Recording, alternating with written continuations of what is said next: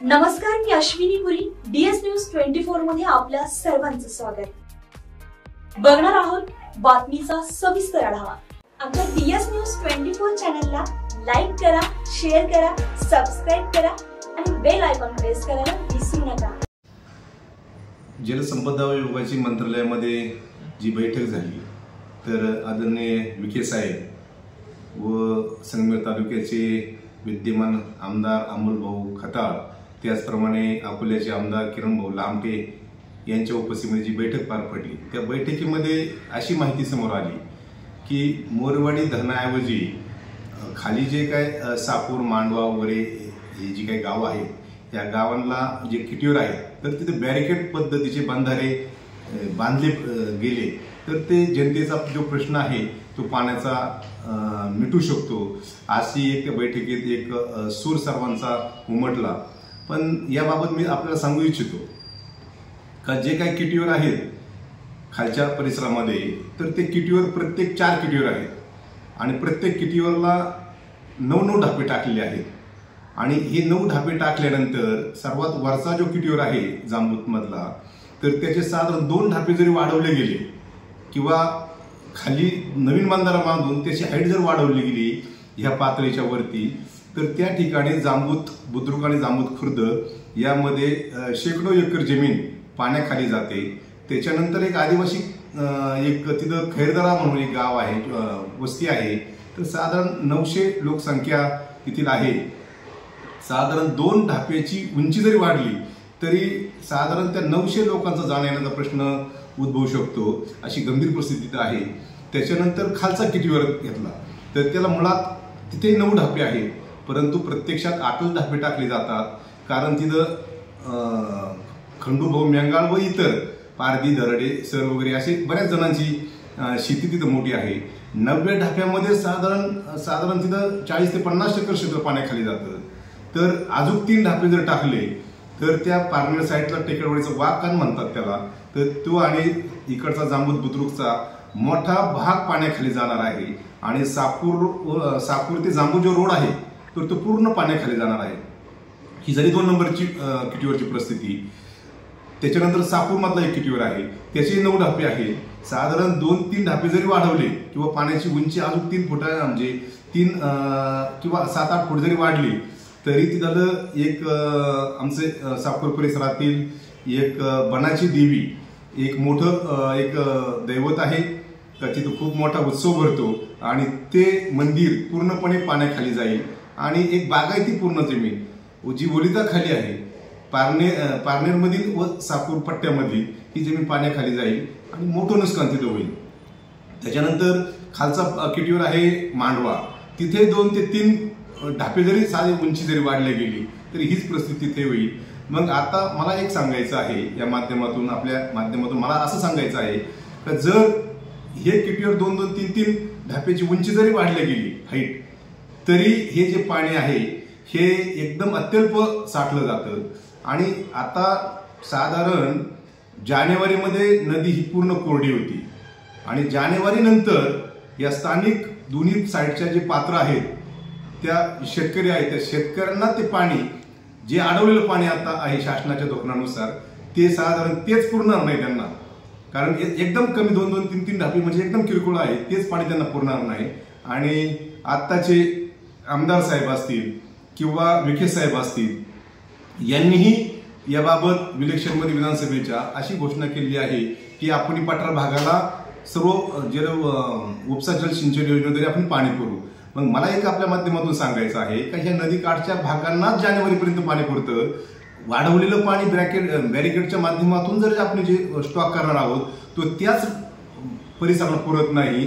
तर जे वंचित गावं आहेत मग त्याच्यात दरेवाडी असेल, कवठी मलकापूर असेल, रणखाम असेल, पिंपळगाव असेल, खंडरेवाडी असेल, मोदळवाडी असेल, गुंजळवाडी पठार असेल, डोळासणे असेल, कर्जोली असेल, नांदूर खंदरमाळा असेल, शेंडेवाडी असेल, त्याच्यानंतर हिवरगाव असेल, तर ह्या गावांचं काय.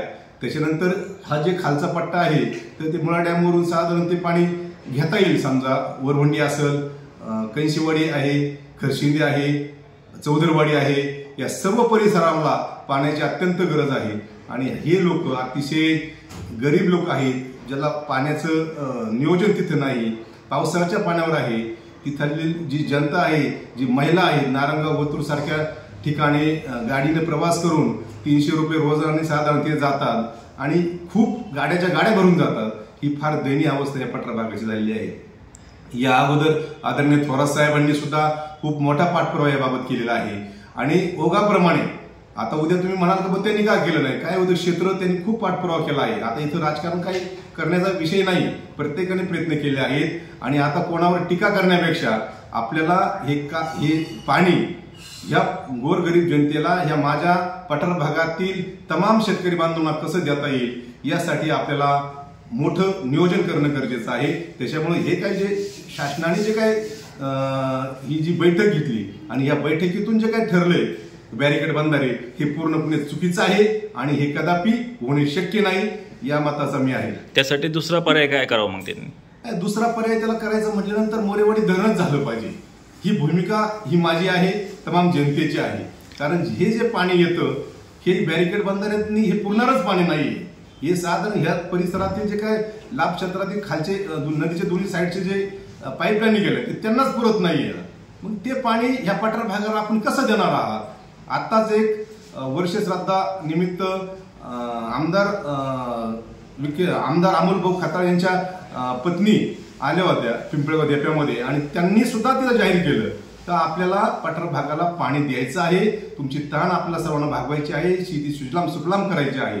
मग आता त्यांची इच्छा आहे, विखे साहेबांची आहे, सर्वांचीच आहे. याच्यात राजकारण कुठलंच नाही, सर्व पक्षांची इच्छा आहे का पठार भागाला पाणी दिलं पाहिजे. मग आज मी तिला पाणी जर द्यायचं असेल तर पहिलं धरण झालं पाहिजे.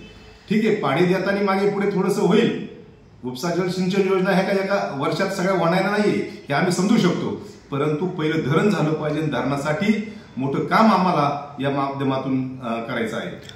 तुमची पुढची भूमिका काय असणार आहे? माझं तर असं मत आहे, हा जो निर्णय बॅरिकेड बंधाऱ्याचा झालेला आहे हा शासनाने त्वरित रद्द केला पाहिजे, ही माझी पहिली मागणी आहे.